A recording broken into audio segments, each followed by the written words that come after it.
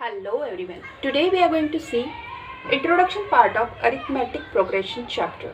इसमें हम जो इम्पोर्टेंट कॉन्सेप्ट है वो चेक करेंगे, फॉर्मूलाज चेक करेंगे, फॉर्मूलाज कहाँ पे अप्लाई करने हैं, कैसे अप्लाई करने हैं वो भी चेक करेंगे. So let's begin. इसमें सबसे पहला पॉइंट आता है सीक्वेंस. सीक्वेंस क्या है ये हमें पता है. जो पैटर्न दिया होता है, नंबर का एक पैटर्न अगर मेंशन किया गया हो तो उसे हम सीक्वेंस बोलते हैं, राइट. सो सपोज मैं एक एग्जाम्पल लेती हूँ 1, 3, 5, 7 एंड सो ऑन. ये एक सीरीज़ है. ये सीरीज़ एक पैटर्न में है क्योंकि ये सारे जो है ऑड नंबर्स है, राइट. सो ये एक सीरीज़ है. और दूसरा सीरीज़ लेते हैं दैट इज़ 1, 4, 9, 25. सो ये अगर हम देखें तो हमें पता चल रहा है कि ये स्क्वायर्स टर्म्स है. सो इसमें भी एक पैटर्न है. सो ये दोनों सीरीज़ हमें दी गई है. तो पहली सीरीज़ अगर मैं लेती हूँ और 1 और 3 लेती हूँ तो इन दोनों का डिफरेंस अगर मैं कैलकुलेट करूँ तो ये 2 आ रहा है. 3 एंड 5 लेती हूँ, इनका डिफरेंस भी 2 आ रहा है. 5 एंड 7 लेती हूँ तो इनका डिफरेंस भी 2 आ रहा है. बट ये फर्स्ट केस में हो रहा है. सेकेंड केस में सेम हो रहा है क्या? 1 एंड 4 का डिफरेंस अगर मैं लेती हूँ तो ये 3 आ रहा है. 4 एंड 9 का डिफरेंस लेती हूँ तो ये 5 आ रहा है. एंड 25 एंड 9 का डिफरेंस लेती हूँ तो और कुछ आ रहा है. मतलब ये डिस्टेंस जो है या डिफरेंस जो है दोनों के बीच में वो कांस्टेंट नहीं है. सो जहाँ पे ये डिफरेंस कांस्टेंट होता है उस सीरीज़ को हम एपी बोलते हैं, ठीक है. सो ये जो दो सीरीज़ दिए हुए हैं इसमें जो ऑड नंबर्स वाली सीरीज़ है इसमें जो डिफरेंस है ये फिक्स्ड है जो 2 का है. सो ये जो सीरीज़ है इसे हम एपी बोलेंगे. सेकेंड वाला सीरीज जो दिया है इसमें जो डिफरेंस आ रहा है ये कभी 3 का आ रहा है, कभी 5 का आ रहा है तो कभी और कुछ आ रहा है. सो ये जो सीरीज़ है इसे हम एपी नहीं बोलेंगे. सो एपी हम किसे बोलेंगे? इसका सिंपल डेफिनेशन है अ least of numbers in which each term is obtain by adding a fixed number two the preceding term. Preceding term में अगर कुछ फिक्स्ड वैल्यू हम ऐड करें तो जो सीरीज़ हमें मिलेगी उसे हम एपी बोलते हैं, ठीक है. सो अभी हमें एपी क्या है वो पता चला. और सीरीज़ में हर एक नंबर जो रहता है उसे हम टर्म बोलते हैं, ठीक है. कोई भी series low, suppose 2, 4, 6, 8 and so on. ये एक सीरीज़ है. इसमें 2 को हम क्या बोलेंगे? एक टर्म बोलेंगे. 4 भी टर्म है, 6 भी टर्म है, 8 भी टर्म है. सो ये सारे क्या हुए? टर्म्स हो गए, ओके. अभी हम देखेंगे कॉमन डिफरेंस. कॉमन डिफरेंस किसे कहते हैं? जैसे फर्स्ट वाला सीरीज़ हमने ऑड नंबर का लिया था that is 1, 3, 5, 7, 9 and so on. ये सीरीज़ हम कंसिडर करते हैं. तो इसमें हमने देखा था कि इस कोई भी दो टर्म मतलब प्रीसीडिंग एंड सक्सीडिंग टर्म के बीच का डिफरेंस जो है 2 का है. सो ये जो फिक्स्ड टर्म ऐड या सब्सट्रैक्ट की जाती है ये फिक्स्ड टर्म को हम बोलते हैं कॉमन डिफरेंस, ठीक है. सो कॉमन डिफरेंस पता चला. दूसरा एक एग्जांपल लेते हैं लाइक 1, 2, 3, 4, 5 एंड सो ऑन. ये एक सीरीज़ है. इस सीरीज़ में हर दो नंबर के बीच में प्रीसीडिंग एंड सक्सीडिंग नंबर, मतलब मैं 1 और 3 नहीं ले सकती. एक तो 1 लूँगी, फिर 2, 2 एंड 3 लूँगी, 3 एंड 4, 4 एंड 5. सो इसके बीच में का जो डिफरेंस है 1 का है. सो ये भी फिक्स डिफरेंस है या कॉन्स्टेंट है. सो इसे मैं बोलूँगी common difference which is always denoted by D. So this is very important term in arithmetic and progression. Common difference हर एक एग्जाम्पल में हमें इसका काम आएगा, ठीक है. इसका नेक्स्ट वाला जो टर्म है वो है finite and infinite AP. So finite and infinite AP क्या है ये तो हमें पता ही है. फाइनाइट मतलब जिसका कुछ एंड हो. कोई भी सीरीज़ अगर लेती हूँ 1, 2, 3, 4, 5. सो ये जो सीरीज़ दी है ये अगर 10 तक है, मतलब एंड टर्म अगर आपको दिया है, कोई भी सीरीज़ का एंड टर्म अगर आपको दिया है so that is finite AP.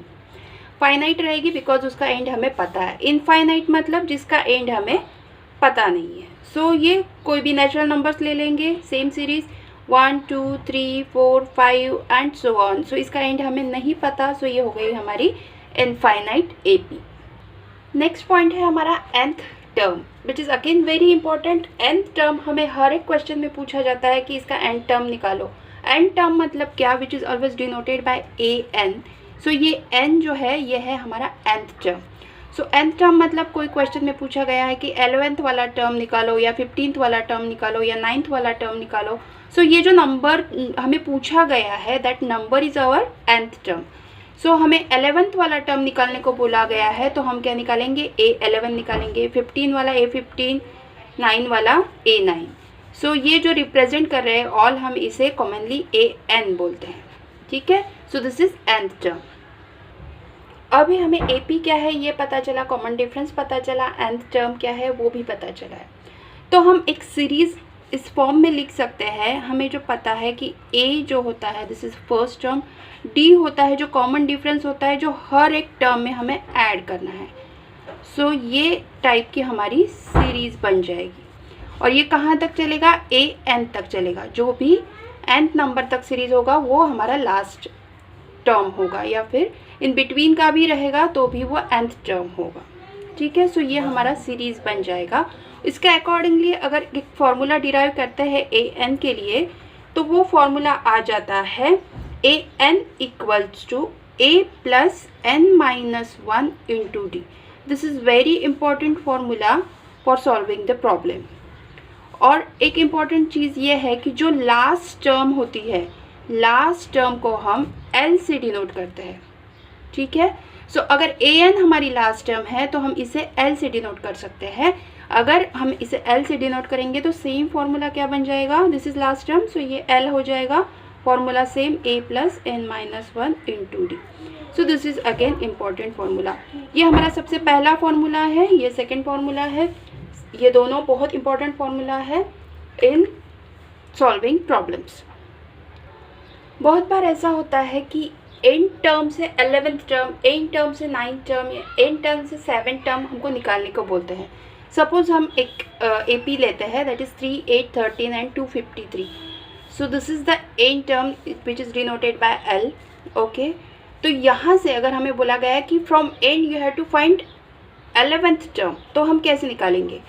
सो वो केस में हमें एक फॉर्मूला दिया गया है. फॉर्मूला ये है कि जो भी एंड से टर्म निकालना है like nth term from the and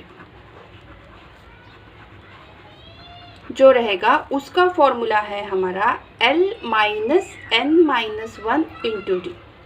so this is again very important formula. Generally and से जब भी क्वेश्चन पूछा जाता है कि एंड से आप 7th वाला टर्म ढूंढो तो वो टाइम पे आपको अगर वो टर्म निकालना है तो ये फॉर्मूला यूज़ करना है. ठीक है.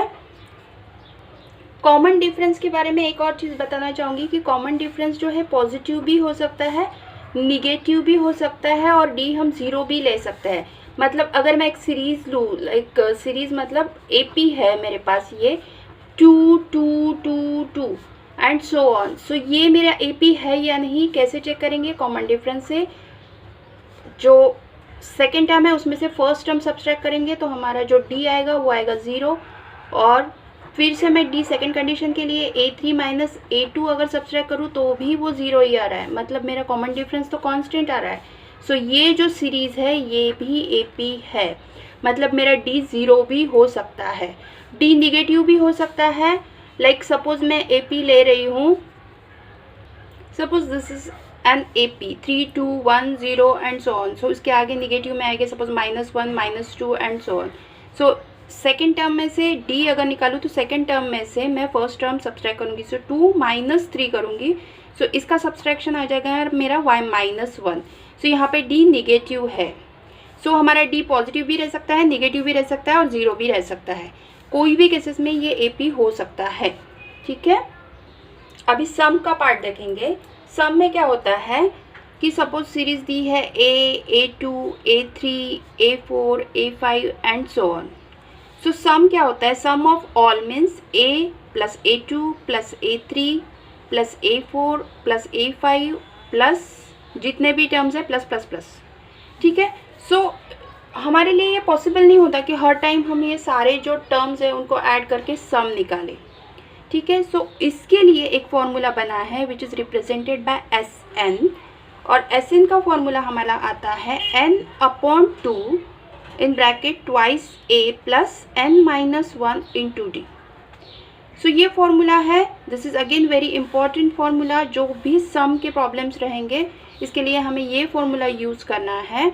ये फार्मूला हम अलग तरीके से भी लिख सकते हैं, Sn n/2 as it is लिखेंगे, और ये जो 2a है इसे स्प्लिट करेंगे, a प्लस a लिखेंगे प्लस n-1 इंटू डी। अगर ये फॉर्मेट में लिखूँ तो a plus n-1 into D, ये जो दिया हुआ है इसका वैल्यू मुझे पता है, जो मैंने ऑलरेडी an के लिए निकाला हुआ है। तो मेरा फॉर्मूला बन जाएगा Sn = n/2 a plus an। सो अगर मुझे लास्ट टर्म दिया हुआ है या first term and last term he mention किए हुए हैं, कॉमन डिफरेंस दिया गया नहीं है, तो मैं ये फॉर्मूला यूज़ करके भी प्रॉब्लम सॉल्व कर सकती हूँ, ठीक है। या फिर मैं an को, ये फॉर्मूला सेम कैसे लिख सकते हैं, an को मैं l से भी डिनोट कर सकती हूँ, a प्लस l।